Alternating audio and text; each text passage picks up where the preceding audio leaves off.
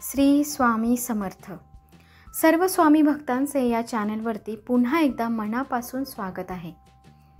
तुम्ही नेहमी विचार करत असाल की कुणाचं वाईट केलं नाही, मी कुणाशी वाईट वागलो नाही, कुणाचं वाईट केलं नाही, तरीही माझ्यासोबत देव वाईट का वागतो, असे विचार बऱ्याच लोकांच्या मनात येत असतात. याचे उत्तर श्री स्वामी समर्थांनी आपल्याला एक महाभारतातील गोष्ट सांगून केली आहे. या संबंधाची एक कथा आहे. ती अशी आहे की एकदा अर्जुन श्रीकृष्णाला विचारतात की हे वासुदेवा, नेहमी खरे आणि चांगले वागणाऱ्या माणसांसोबतच वाईट का होते? या प्रश्नावरून श्रीकृष्णांनी अर्जुनाला एक गोष्ट सांगितली, ज्यामध्ये जीवनातील प्रत्येक गोष्टीचे उत्तर आहे. तर गोष्ट अशी आहे की एका गावात दोन व्यक्ती राहत असतात. एक व्यापारी असतो, तो नेहमी खरं बोलत असतो आणि चांगलं वागत असतो.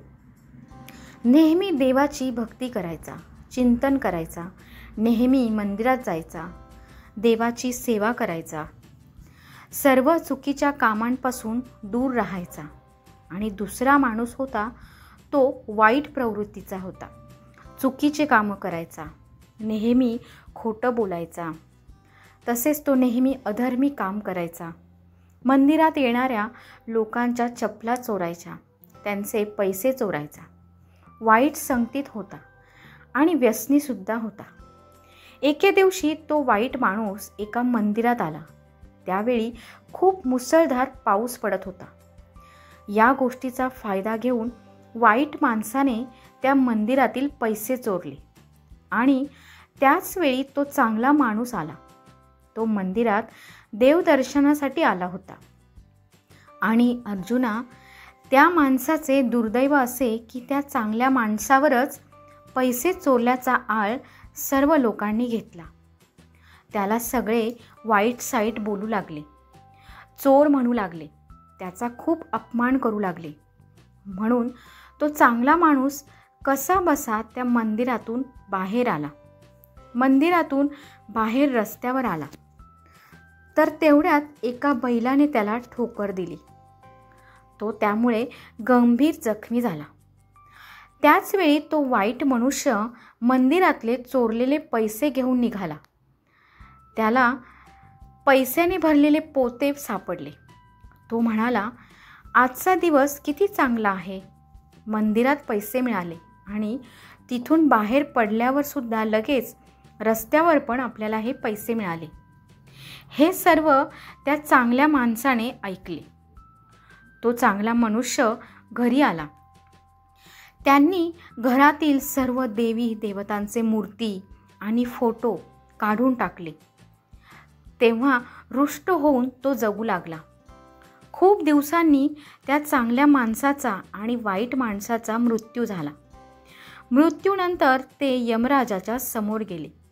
तेव्हा चांगल्या माणसाने त्यांना प्रश्न विचारला की मी तर नेहमी चांगले कर्म केले, चांगलं वागलो, नेहमी खरं बोललो, तरी माझ्या वाटेला दुःखच का?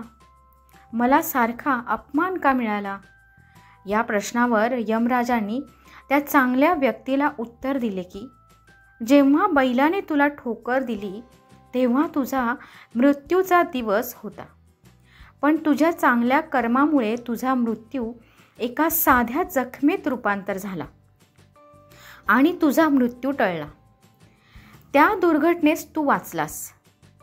दुसरा वाईट व्यक्ती मनुष्य आहे, त्याला राजयोग प्राप्त होणार होता, पण त्याच्या चुकीच्या कर्मामुळे तो एका पोतभर पैशाच्या चोरीत परावर्तित झाला. आणि भगवंत तुमची साथ कोणत्या स्वरूपात देईल हे सांगणे कठीण आहे. तुम्ही चांगलं कर्म करत राहिलात, नेहमी चांगल्याची साथ दिली तर भगवंत तुम्हाला त्याचं फळ नक्कीच देत असतो. पण आपल्याला ते समजत नाही. वाईट कर्माची फळे वाईटच मिळत असतात.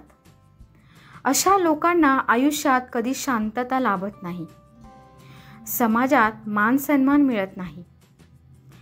काही वेळा तुम्ही चांगले कर्म करूनही, चांगले वागूनही तुमच्या वाटेला काही वाईट गोष्टी येतात, दुःख येतात, पण भगवंत कमीत कमी त्रास असणाऱ्या वाईट गोष्टी आणि दुःख तुम्हाला तुमच्या चांगल्या कर्मामुळे देत असतात.